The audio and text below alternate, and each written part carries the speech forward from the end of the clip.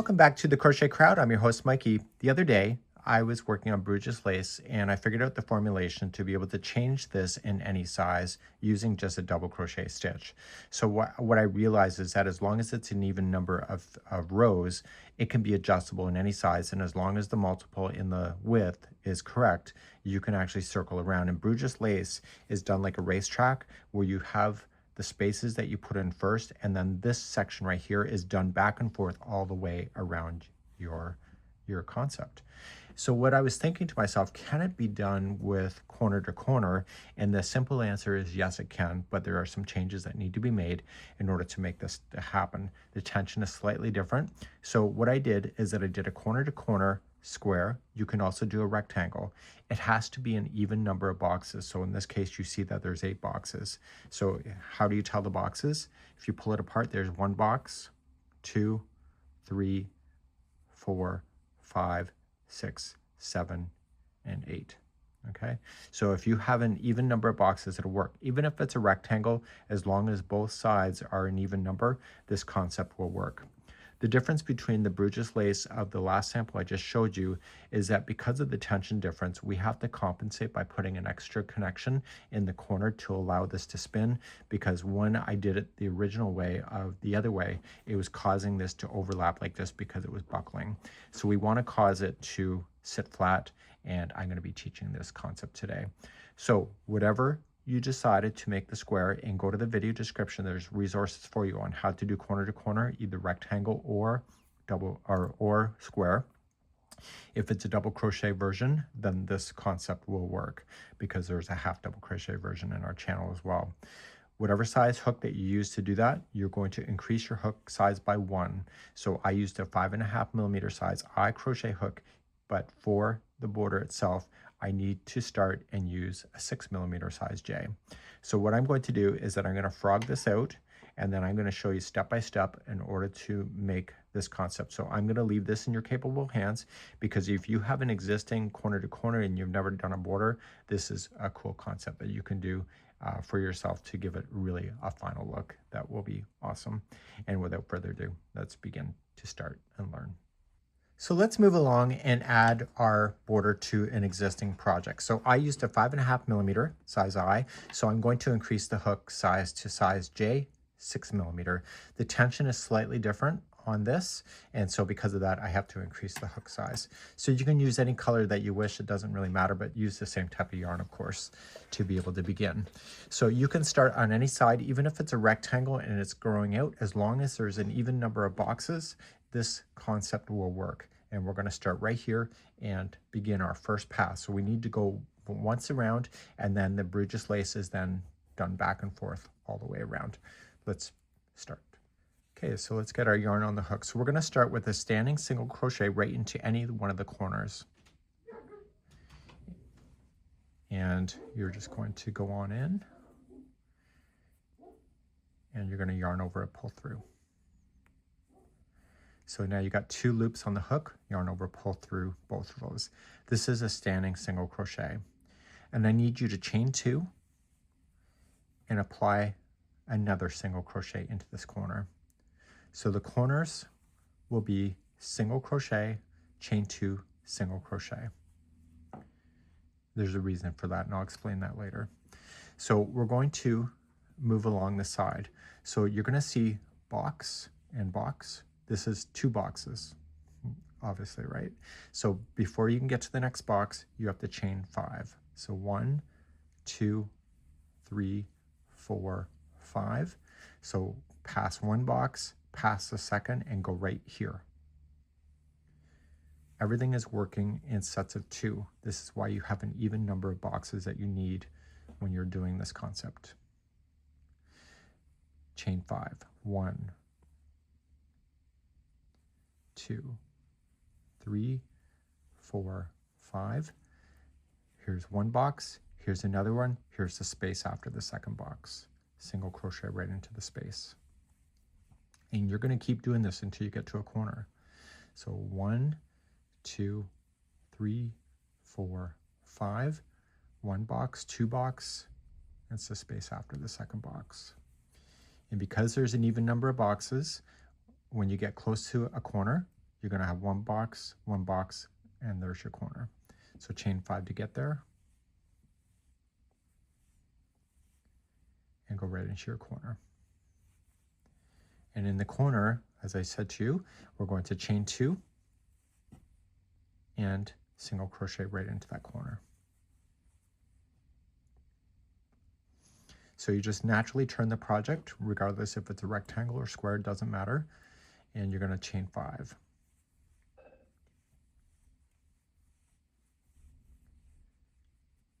Okay, so you got one box, two box, go into the space after the second. So you know what to do now, so just chain 5, one box, two box, space after the second. And then you'll get to your corner, and then make sure there's a single crochet, chain 2, single crochet right in the corner. And please do this all the way around, and this is your first pass around, and now you've just established your spaces. And I'll be right back at the end of the round. I'm coming all the way around, and I'm just chaining my last 5, and I'm going to slip stitch it to the first standing single crochet, and this will bring you to a conclusion. Okay, so it should not be pulling on any weird way. Okay, so it shouldn't be buckling, it should be sitting flat, and we need to end this yarn. The Bruges lace is floating on these spaces, and I'll explain that in more detail in just a second. But what we want to do is we need to get a fresh start, even if it's the same color, so that we can continue the journey. And I'm going to teach you an easier way to be able to manage this concept, and that's coming up next. The Bruges lace is floating on these chain spaces that I just had you create. In this sample, it's right here. These are those same spaces. But what we have to do is we have to compensate for the way that the corner is going to turn. And so in this one is slightly different than what I'm about to show you. And what we have is that I can tell you a certain amount of spaces that you need to do certain things with, but if you can visualize it, we can do it. Each one of the Bruges lace has one connection when it's on a regular side. So it comes across, connected, just once goes back, and then it comes back and then connects to the next one. So there's one connection in each one. So from here, there would be one connection here and one connection here. The connections that are in the corners, there's 2 Bruges lace connections. So there's 1 and then there's 2. Okay, and in this side of the corner, there's 1 and 2. But in the concept I'm about to show you, there's going to be 1 and 2. There's going to be 1 right in the corner, and then 1 and 2. And the reason for the change is that based on the sharp turn of this corner to corner, we need to put an extra connection right into that chain 2 space. That's why I had you do it. So the easiest way to do it is to know that you have one connection when it's in the middle of a side, and then if it's the space before a corner, there's 2 connections. There's a space in the corner connection, and then there's 2 connections in this space. And then it goes back to one connection, and because the corner is already here, there'll be 2, 1 into the corner, 2 connections, and then back to 1 again. So you don't need to count these when you're doing these kind of spaces. You just have to look for the space before the corner and after the corner, and knowing that you're going to put 2 connections into each. Without further ado, we're going to begin the process of going around. I'm going to have you start in the space before you make the turn. There's going to be 2 connections here, 1 connection here, and 2 here, and then we go to 1. When we go to start though, we're just going to put this aside, and then we need to get ourselves established. So we're going to go back and forth in the rows, and we're going to get ourselves started on the side here, and we're going to connect it really soon, but we're not ready for that yet. To do that, we're going to chain 10, and watch what I do. So 1, 2, 3, 4, 5, pinch. Okay, that pinching is the first stitch going in, and 6, 7, 8, 9, and 10. And right where I pinched, I can move my thumb back, and that's the first stitch that you're going to double crochet. So wrap the hook, move your thumb backward, and expose that chain, and double crochet. And now you're going to have 4 chains left over, and you are going to then put in a double crochet in each.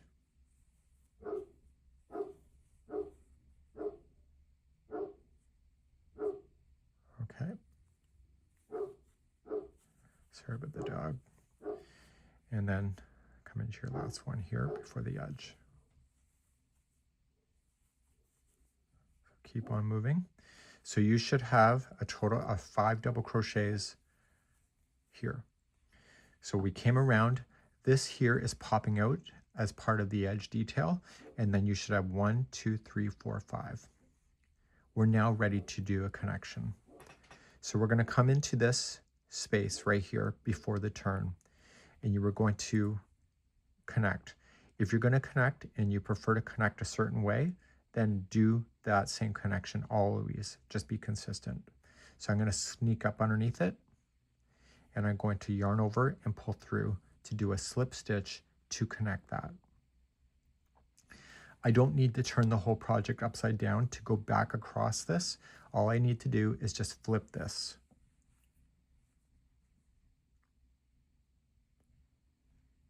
Now I'm going to chain 2, and across only the 5 double crochets that you see, there's going to be 1 double crochet in each. So we're heading towards the outside of the blanket as we're crocheting now. And there's a point of telling you that.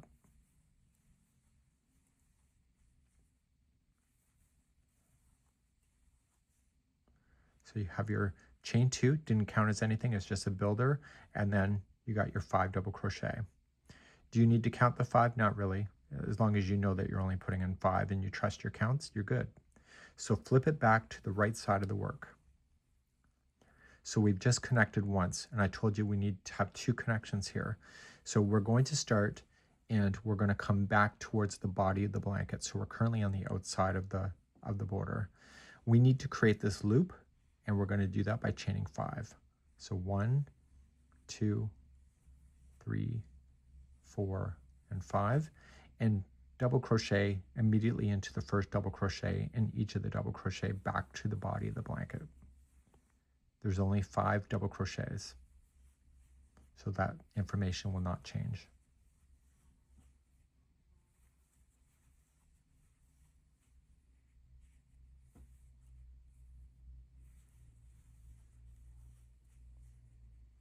You don't hear me counting because I trust my stitch counts, but if you want to count, that's up to you. Okay, so if you don't include this loop here, 1, 2, 3, 4, 5. Because we've headed back towards the body of the blanket, this is when we connect. And so we're going to do our second connection in this same chain 5 space.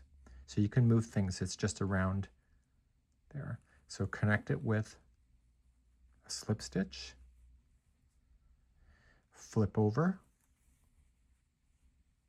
and chain 2. That's just a builder, and fill in the 5 double crochet with double crochet. So you're heading towards the outside of the blanket.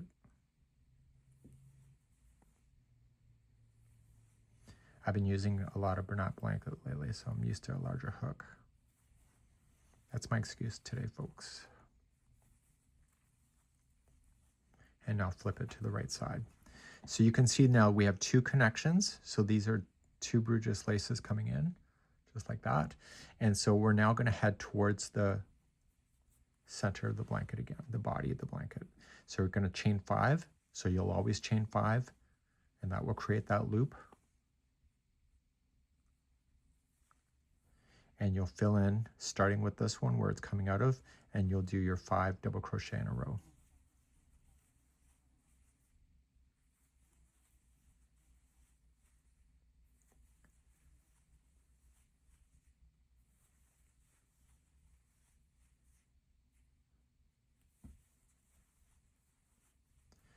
Now, because we've headed back towards it, we want to connect. So we already have 2 connections here, so we don't want to add another one. So we want to connect around that chain 2, right in the corner. So this is your connection in the corner. Flip over and chain 2. and put your 5 double crochet in a row.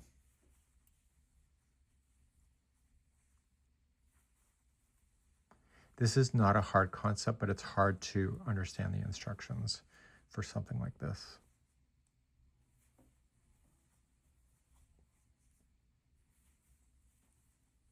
And many of us are used to doing borders where we just go all the way around many times. In this case, it's just once. So we're going to flip it back to the right side of the work, and you're going to chain 5 to start the process to go back towards the body of the blanket. Start after the chain 5 and double crochet your 5 in a row.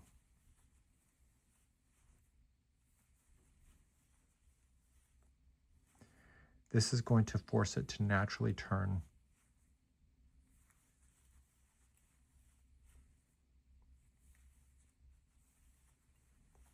So we've got to connect now.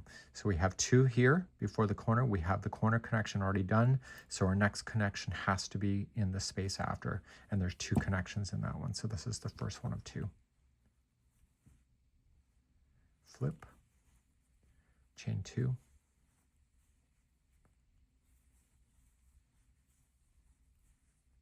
And do your double crochets all the way to the outside of the blanket again.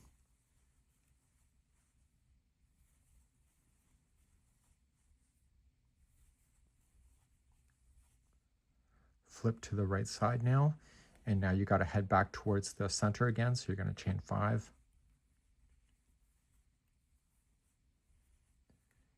And start your double crochets going back towards the body of the blanket.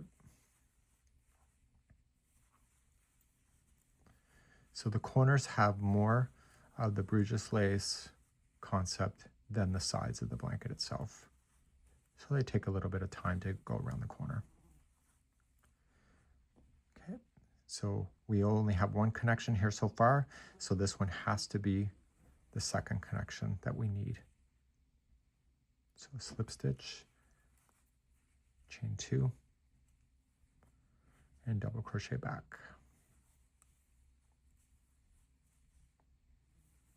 So you're going to find moving down the side of the blanket will be much faster than turning a corner.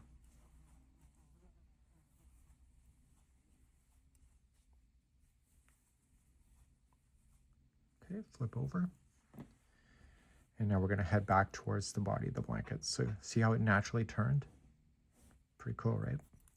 So now you're going to chain 5. So that will never change. And then do your 5 double crochet back towards the blanket.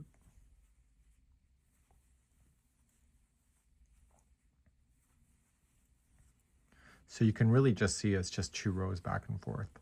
It's just the connections change. So we're back. So we already have 2 here. So this means, and see the distance, it's naturally sitting right where it's supposed to. And so you'll connect to that one.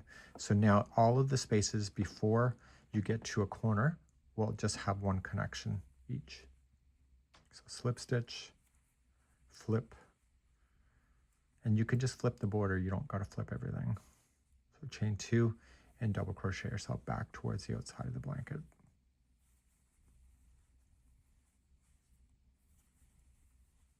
Assuming you're doing a blanket, you could do a placemats or anything that you want, something like this. Flip back and head towards the body of the blanket again. So 1, 2, 3, 4, 5, and then double crochet the 5 in a row.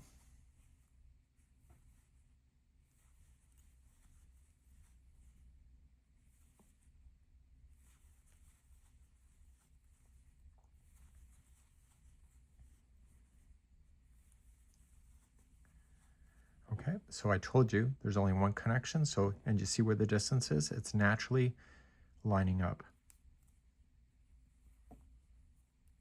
So it's just 1 connection in each of those spaces.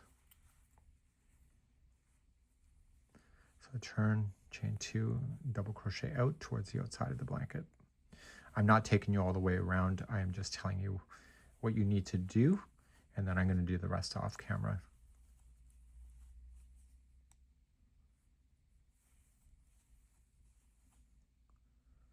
Okay. then 1, 2, 3, 4, 5.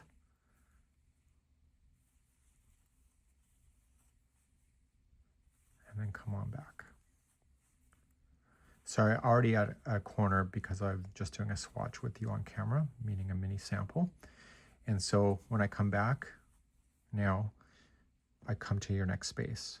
And so this is the space before a corner. So there's going to be 2 connections here, 1 into the corner, and then 2 into this one, and then it's 1, 1 all the way to the next corner.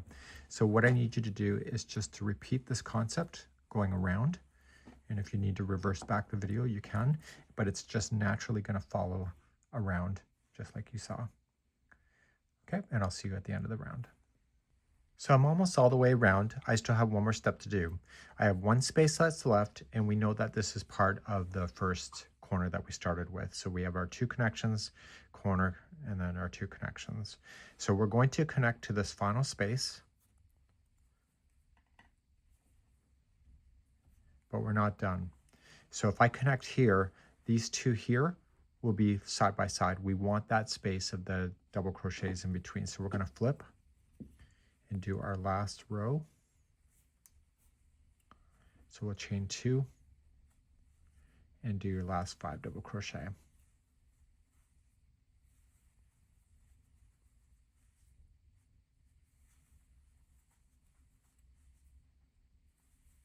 I didn't want to put the seam line in the middle of the corner because they're so attractive. So I got my 5 in a row, and now I'm going to trim this long enough that I can get it through a tail to be able to sew it to the 5 double crochets that started this whole thing. Let's just pull through. And now we're going to whip stitch this together with the tapestry needle.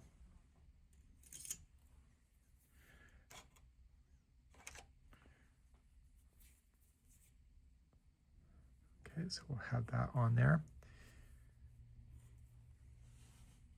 And you're just going to glide it across the top and glide it towards the first double crochet that you see here. This was the beginning chain. And just go across. This is called a whip stitch. Come to your next one and then match it to the next one that is directly across.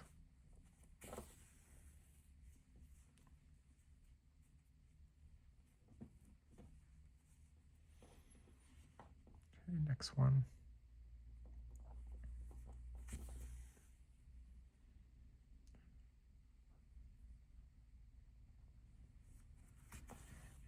There's only 5 to connect to.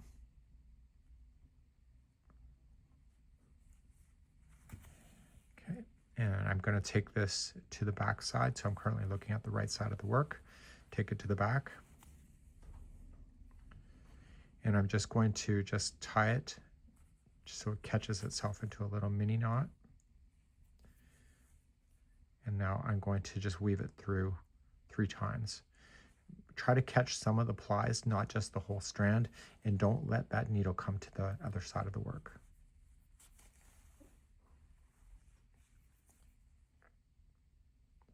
So enough in that it's not too deep. We're going to do one more pass. The 3rd time is the charm. So any loose ends, you're going to want to do that with back and forth 3 times, and then you can safely cut it. So I'll have to do that with the beginning strand that I started with as well. And you can see that I've just gone all the way around. Let's just back you out a little bit here. And you can see it sits nice and flat. And so regardless of the size of the C2C, this Bruges Lace concept will work for you.